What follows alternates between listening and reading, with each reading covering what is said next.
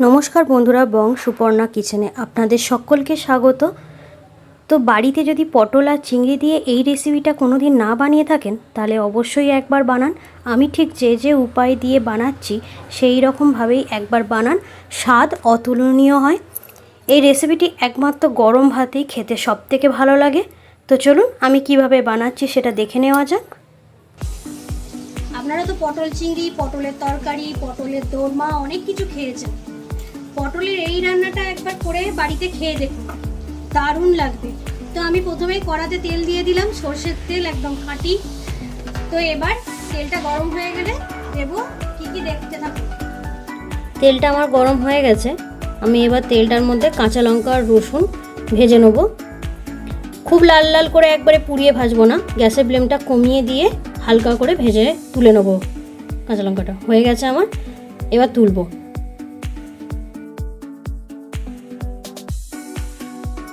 এবার এই তেলটাতে একটু পেঁয়াজ ভেজে নিচ্ছি।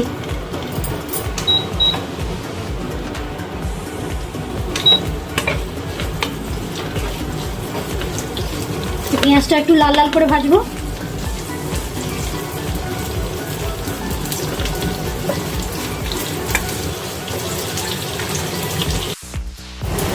আমার পেঁয়াজটা ভাজা হয়ে গেছে, খুব বেশি লাল লাল করে একবারে বিরাট ভাজিনি, দেখুন এরকম হালকা ব্রাউন কালার এসছে। এখনই আমি পেঁয়াজটা তুলে নেব।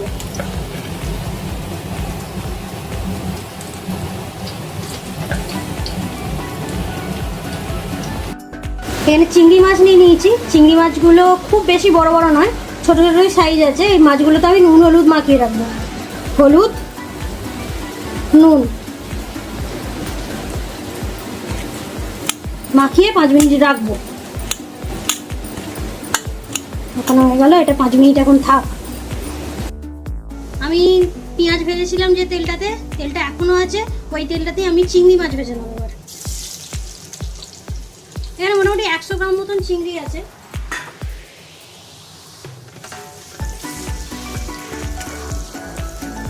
চিংড়ি মাছগুলো খুব একদম ভাজবো না, শুকনো শুকনো একটু তার মধ্যেই ভাজবো।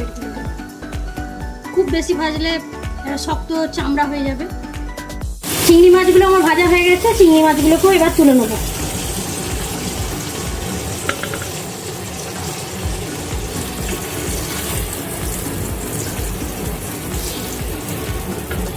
এই রান্নাটাতে অনেকে শুকনো লঙ্কা ব্যবহার করে, আমি শুকনো লঙ্কাটা দিচ্ছি না। আমি শুকনো লঙ্কাটা একটু কম ব্যবহার করি, আমি কাঁচা লঙ্কা দিয়েছি ওই জন্য 4টে। আপনারা যদি শুকনো লঙ্কা দিতে চান তো দিতে পারেন। কড়াটাতে আবার আমি তেল দিয়ে দেবো। তেলটা আমার হতে থাক। একটা জিনিস আপনাদের এবার দেখাই, আমি এখানে পটল পরিষ্কার করে কেটে ধুয়ে নিয়েছি। পটলের গাগুলো আমি ছাড়াইনি, শুধু গাটা চেঁচে নিয়েছি। দিয়ে আপনারা যেমন খুশি টুকরো করতে পারেন, এর থেকে মিহিও টুকরো করতে পারেন। আমি এরকম একটু বড় বড়ই টুকরো করেছি, এরকমও করতে পারেন, কোনো অসুবিধা নেই। পটলগুলো কেটে ধুয়ে পরিষ্কার করে নিয়েছি। এবার তেলটা গরম হলে আমি পটলগুলো এবার ছাড়বো। গরম হয়ে গেছে, কালো জিরে দিয়ে দেবো। এবার দিয়ে দেবো পটলগুলো। এবার এই পটলটাতে নুন হলুদ পরিমাণ মতন দিয়ে এটা চাপা দিয়ে দেবো একটু সেদ্ধ হতে। হলুদ, হ্যাঁ আমি এখানে 5টা মতন পটল নিয়েছি, বড় বড় সাইজের 5টা পটল নিয়েছি। আপনাদের বাড়িতে যদি লোকজনের পরিমাণ বেশি থাকে আপনারা পটলটা সেরকম কম বেশি সেরকম নেবেন, যেমন বাড়িতে আপনাদের লোক। আমার এখানে বাড়িতে আমরা 4 জন, আমি সেখানে 5টা পটল নিয়েছি। আমার এতেই হয়ে যাবে। এবার এটা আমি ঢাকা দিয়ে পটলটা নরম করে নেবো একটু। পটলটা আমার বেশ নরম হয়ে গেছে। এই পটলটা আমি এবার থালাতে তুলে নিয়ে এটাকে ঠান্ডা করে নেব। একটু বড় জায়গাতে তুলবেন যাতে ঠান্ডা হতে সুবিধা হয়। আর খুব যদি তাড়াতাড়ি থাকে তাহলে একটু পাখার তলায় মিলে নেবেন, তাহলে একটু তাড়াতাড়ি ঠান্ডা হয়ে যাবে জিনিসটা। আমি মিক্সির জারেতে যে চিংড়ি মাছ, পেঁয়াজ, রসুন, কাঁচা লঙ্কা ভেজেছিলাম সেগুলো সব নিয়ে নিয়েছি। এর সঙ্গে আমি পটলগুলো যে ভেজেছি সেইগুলোও নিয়ে নেব। আর মিক্সির জারটা একটু ছোট, আমি দুবারে বাটবো, একবার বেটে নিয়ে আবার এটা বাটতে হবে। তো আমি বেটে নিয়ে আপনাদের দেখাচ্ছি।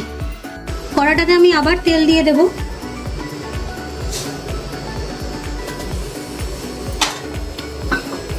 আমার তেলটা একটু গরম হোক।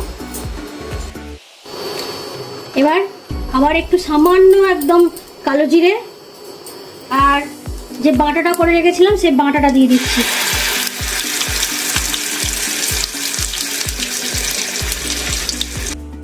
একটু সামান্য হলুদ দিয়ে দেবো আর একটু মিষ্টি দিয়ে দেবো।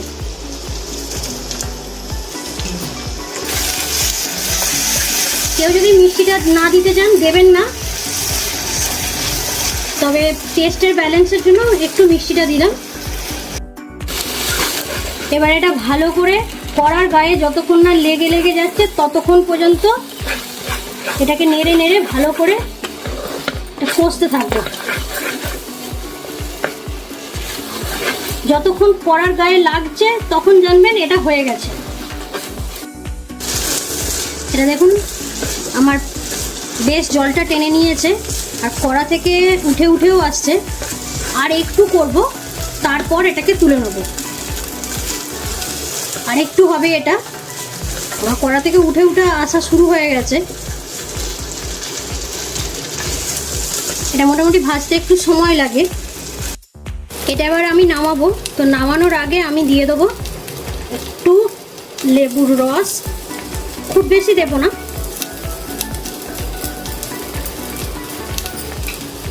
আর দেবো ওপর থেকে একটু সর্ষের তেল দিয়ে এটা আবার একটু ভালো করে নাড়াচাড়া করে নিয়ে এটাকে আমি নামিয়ে নেব। আমি নামিয়ে নিয়ে আপনাদেরকে দেখাচ্ছি। তো আমার পটল দিয়ে চিংড়ি মাছ দিয়ে ভর্তা একদম রেডি। দেখে বুঝতেই পেরেছিলেন আমি কি বানাচ্ছি এটা। তো এই রকম পটল চিংড়ির ভর্তা একবার বাড়িতে দুপুরবেলা ট্রাই করে দেখবেন। গরম ভাতে এই পটল ভর্তা থাকলে আর কিচ্ছু লাগবে না, এক থালা ভাত এমনি চলে যাবে। তো এইভাবে অবশ্যই একবার বানান, বানিয়ে আমাকে জানাবেন কমেন্টে কেমন লাগলো খেয়ে। আর আমার রান্নাগুলো যদি আপনাদের ভালো লেগে থাকে কমেন্ট করবেন, লাইক করবেন, শেয়ার করবেন। আর খুব ভালো লাগলে সাবস্ক্রাইব করে পাশে থাকার অনুরোধ রইল। ধন্যবাদ।